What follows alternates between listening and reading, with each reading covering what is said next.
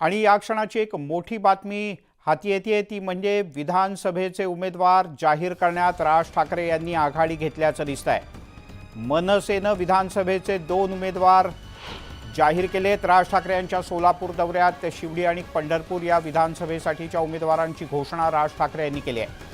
महाराष्ट्र नवनिर्माण यात्रा सुरू होत असून आज सोमवार सोलापूरच्या शासकीय विश्रामगृह इथे राज ठाकरे यांनी उमेदवारांच्या घोषणा केल्या। पत्रकार परिषदेतून ही घोषणा करण्यात आली। मुंबईतल्या शिवडी विधानसभेतून बाळा नांदगावकर तर पंढरपूर विधानसभा क्षेत्रातून दिलीप धोत्रे असे 2 उमेदवार आज जाहीर करण्यात आले आहेत।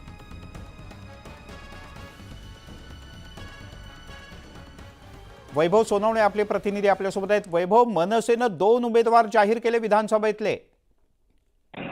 मिलिंद, अत्यंत महत्वाची बातमी आहे। विधानसभेचं रणशिंग जे आहे ते राज ठाकरे यांनी फुंकलंय। सगळ्याच पक्षांच्या नेत्यांच्या यात्रा ज्या आहेत त्या सुरू झालेल्या दिसत आहेत किंवा विधानसभेच्या दृष्टीनं हालचाली ज्या आहेत त्या दिसत आहेत। मात्र राज ठाकरे याच्यामध्ये एक पाऊल पुढे राहिलेत। त्यांनी पंढरपूर आणि शिवडी विधानसभा जी आहे त्या दोन्ही विधानसभांचे उमेदवार जे आहेत ते घोषित करून टाकलेले आहेत।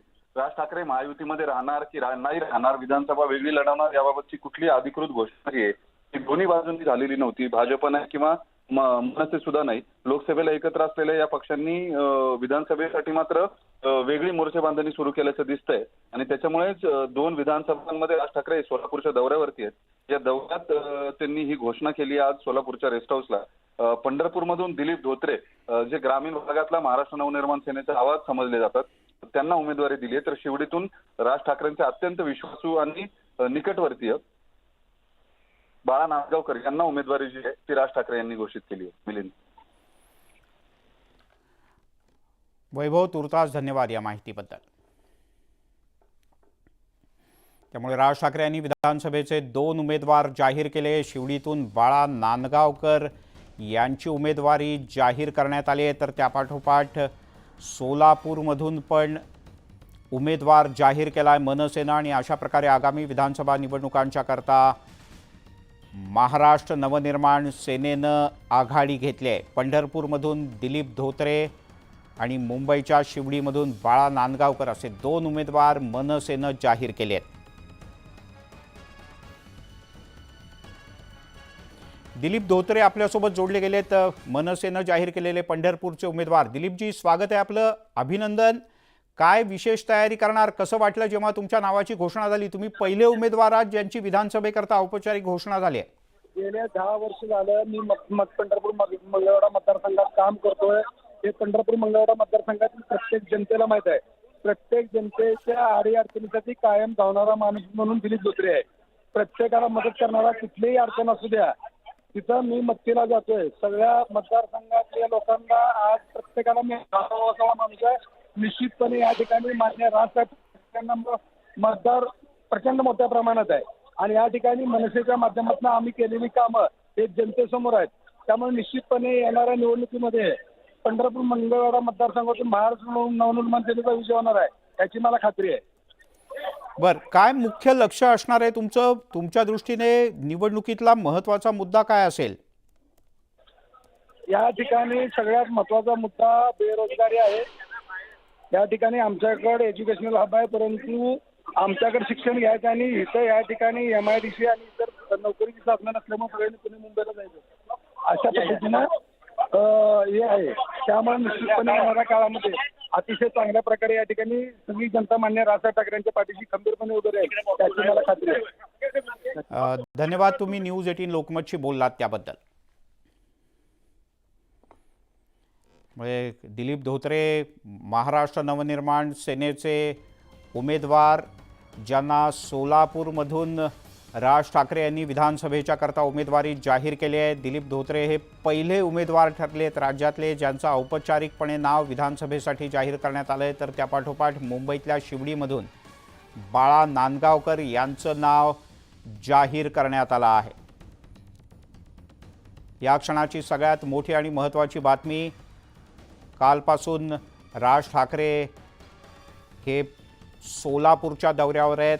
यानंतर ते धाराशिवला जाणार आहेत। आणि आणखीन एक महत्त्वाची अपडेट, वरळी विधानसभा मतदारसंघातून संदीप देशपांडे यांचंही नाव मनसेनं जाहीर केलंय। या क्षणाची आणखीन एक महत्त्वाची अपडेट, ज्या वरळी भागामध्ये झेंडा भगवा कुणाचा, तर शिंदेंच्या शिवसेनेचा का उद्धव ठाकरे यांच्या शिवसेनेचा, असा प्रश्न सध्या सगळीकडे चर्चेला जातोय। तिथून महाराष्ट्र नवनिर्माण सेनेनं संदीप देशपांडे यांना उमेदवारी जाहीर केली आहे। या क्षणाची सगळ्यात मोठी आणि महत्त्वाची अपडेट, एकापाठोपाठ एक 3 उमेदवार मनसेनं जाहीर केलेत विधानसभेकरता। शिवडी, वरळी आणि पंढरपूर। शिवडीतून बाळा नांदगावकर, पंढरपूरमधून दिलीप धोत्रे आणि त्यापाठोपाठ वरळी मतदारसंघातून, जिथे या वरळी विधानसभा मतदारसंघाचं नेतृत्व सध्या आदित्य ठाकरे करतायत, त्या आदित्य ठाकरे यांच्या विरोधात महाराष्ट्र नवनिर्माण सेनेनं राज ठाकरे यांचे अत्यंत विश्वासू मानले जाणारे संदीप देशपांडे यांना निवडणुकीच्या मैदानात उतरवत असल्याचं जाहीर केलं आहे। काही दिवसांपूर्वी राज ठाकरे यांनी पुण्यातल्या एका मेळाव्यात कार्यकर्त्यांना उद्देशून म्हटलं होतं, आगामी विधानसभा निवडणूक मनसे स्वबळावर लढवेल आणि 225 ते 250 जागा मनसे लढवेल। त्या पाठोपाठ राज ठाकरे यांनी दौरे सुरू केले होते।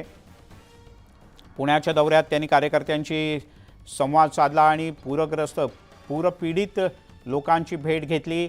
त्या पाठोपाठ राज ठाकरे यांचा सोलापूर आणि धाराशिवचा दौरा आहे। सोलापूरच्या दौऱ्यात पंढरपूरमधून दिलीप धोत्रे यांचं नाव जाहीर करण्यात आलं। पहिले उमेदवार ठरले दिलीप धोत्रे, ज्यांना विधानसभेकरता कोणत्याही राजकीय पक्षाने अधिकृत आणि औपचारिक उमेदवार म्हणून घोषित केलं। त्या पाठोपाठ मुंबईतल्या शिवडी या मतदारसंघातून बाळा नांदगावकर यांना उमेदवारी जाहीर करण्यात आली आहे। बाळा नांदगावकर यांचा हा पारंपरिक मतदारसंघ आहे। पहिल्यापासून ज्या वेळेला ते बाळासाहेब ठाकरे यांच्या नेतृत्वाखाली शिवसेनेमध्ये काम करत होते, तेव्हापासून बाळा नांदगावकर शिवडी मतदारसंघात काम करतात। प्रीतम पंडित आपले सोलापूरचे प्रतिनिधी आपल्यासोबत जोडले गेलेत। प्रीतम, एकापाठोपाठ एक 3 उमेदवार जाहीर केलेत मनसेनं। मिलिंद सर, पाहायला गेलं तर राज ठाकरे हे आज सोलापुरातील जो महत्वाचा दौरा आहे विधानसभेच्या निवडणुकीच्या पार्श्वभूमीवर आता सध्या सुरू आहे। मात्र सध्या तरी त्यांनी पंढरपूर असेल किंवा इतर जे काही मतदारसंघातील जे प्रतिनिधी आहेत त्यांना आता बोलून घेत आहेत आणि त्यांच्याशी चर्चा करताना मात्र त्यांनी राज ठाकरेंनी 3 मतदारसंघ जे आहेत ते महत्वाचे मतदारसंघ आहेत राज्यातील, त्यामध्ये शिवडी मतदारसंघातून बाळा नांदगावकर यांना उमेदवारी जाहीर करण्यात आली असते, तर सोलापूर जिल्ह्यातील पंढरपूर जे मतदारसंघ आहे त्यातून दिलीप धोत्रे यांना उमेदवारी दिली आहे।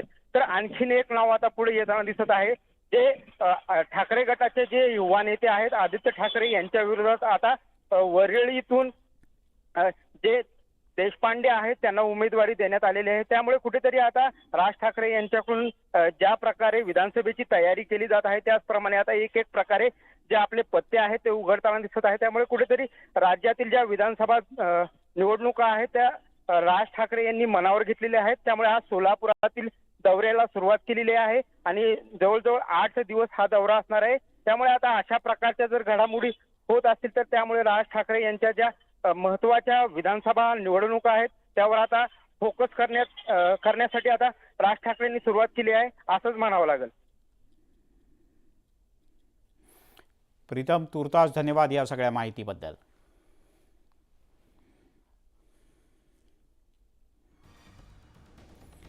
त्यामुळे या क्षणाची सगळ्यात मोठी आणि महत्त्वाची बातमी ती म्हणजे आगामी विधानसभा मतदारसंघांच्या करता महाराष्ट्र नवनिर्माण सेनेनं आपले उमेदवार जाहीर करायला सुरुवात केली आहे।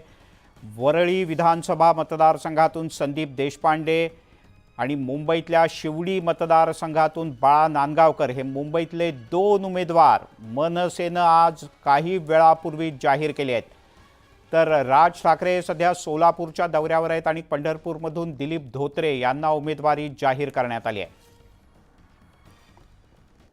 आगामी विधानसभा निवडणुकीत मनसे 225 ते 250 जागा स्वबळावर लढेल असं महाराष्ट्र नवनिर्माण सेनेचे सर्वेसर्वा राज ठाकरे यांनी जाहीर केलं आहे। यावेळेला त्यांनी लोकसभेतल्या महायुतीच्या पाठिंब्याबद्दल त्यांना प्रश्न विचारण्यात आला। यावर बोलताना मी भाजपला पाठिंबा केवळ लोकसभेसाठी दिला होता आणि त्यावेळी मी विधानसभेचं काहीही बोललो नव्हतो असंही राज ठाकरे यांनी स्पष्ट केलंय.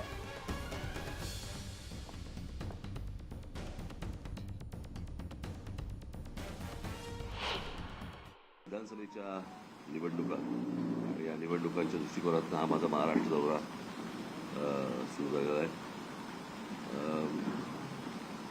साधारणपणे प्रत्येक मतदारसंघाची छानबीन केली जाईल, परिस्थितीचा आढावा घेतला जाईल आणि मग त्याच्यानंतर पुढे किती जागा लढवायच्या आणि काय लढवायच्या सर्वसाधारणपणे आम्ही एक 250 ते 250 जागा पक्ष लढवणार. हे काय पहिल्यांदा होत नाही, याच्या अगोदरही लढवल्या जातात. 2009लाही लढवल्या होत्या आणि 2014लाही लढवल्या होत्या. जी आपली भूमिका होती त्यानंतर विधानसभेला असं चित्र वाटत होतं की आपण माहिती नेमकं काय झालं आपण नाही, काय झाल्याचा विषयच नव्हता. त्यावेळेलाच मी सांगितलं होतं की ही युती ही लोकसभेला नरेंद्र मोदींना पाठिंबा देण्यासाठी आहे. बरोबर आहे. त्याच्यामध्ये मी कधी बोललो का विधानसभेचा काही विषय बोललो का? नाही बोललो.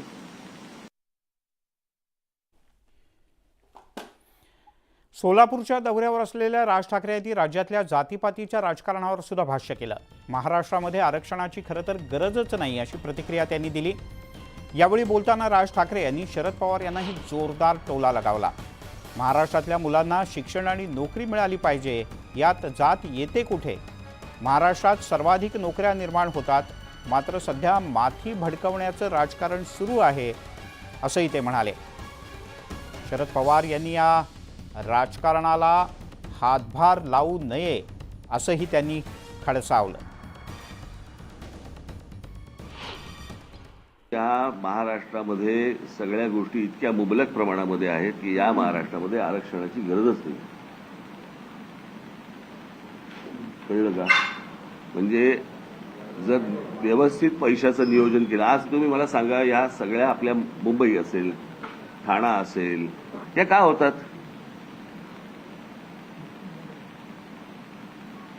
मूळच्या लोकसंख्येसाठी नाही होत, बाहेरून भरून आलेल्या लोकसंख्येसाठी होते ना. तर असं वातावरण महाराष्ट्रात कधीच नव्हतं. आपण असल्या गोष्टी उत्तरातल्या युपीमध्ये, बिहारमध्ये अशा आजपर्यंत आपण ऐकत आलो जातीच्या विषयावरती गोष्टी. हे लोण महाराष्ट्रात यावं म्हणजे महाराष्ट्रासारखं एक राज्य ज्याने देशाला दिशा दिली, ते राज्य आज जातीपातीमध्ये खितपत पडलेलं आहे, याच्यासारखं दुर्भाग्य नाही. अशा प्रकारचं राजकारण करणाऱ्या मला असं वाटतं की जी लोक असतील, प्रत्येक समाजाने यांना निवडणुकीला दूर ठेवलं पाहिजे. आरक्षणाच्या मुद्द्यावरून राज ठाकरे यांनी केलेल्या भाषणावर ओबीसी आरक्षणाचे आंदोलक लक्ष्मण हाके यांनी टीका केली. खरं तर आर्थिक संसाधनं असणं आणि आर्थिक गोष्टी मुबलक प्रमाणात असणं, आर्थिक गोष्टी आणि आरक्षण याचा कुठल्याही प्रकारचा कुठलाही संबंध नाही. आणि मुळात आरक्षण हे आर्थिक उन्नतीसाठी दिलं जातं, हाच गोड गैरसमज या महाराष्ट्रामधल्या अनेक नेत्यांचा आणि अनेक कार्यकर्त्यांचा आणि महाराष्ट्रातल्या बहुतांश तरुणांचा झालेला आहे. राज ठाकरे साहेब हे खूप मोठे नेते आहेत. आरक्षण का दिलं जातं, कुणाला दिलं जातं, कशासाठी दिलं जातं याचं एकदा मिनिंग आणि कॉन्स्टिट्यूशनला अभिप्रेत असलेल्या आरक्षणाचा अर्थ एकदा मी एक कार्यकर्ता म्हणून राजसाहेबांशी ज्यावेळी पुढं कधी भेट होईल त्यावेळी मी त्यांना समजावून सांगेन.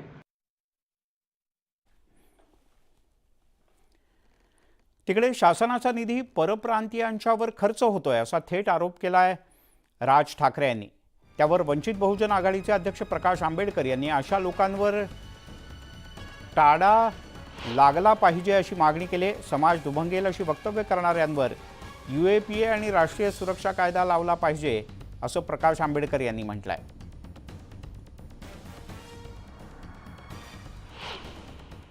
अशा व्यक्तींना मी असताना म्हणणार आहे की सरळ सरळ ताडापोटा लागला पाहिजे. कारण हे ब्रेकअप ऑफ द नेशन सरकारने मागे पुढे न बघता अशांना सरळ आतमध्ये टाकून मोकळं झालं पाहिजे. समाज दुभगण्याची जी वक्तव्य आहेत,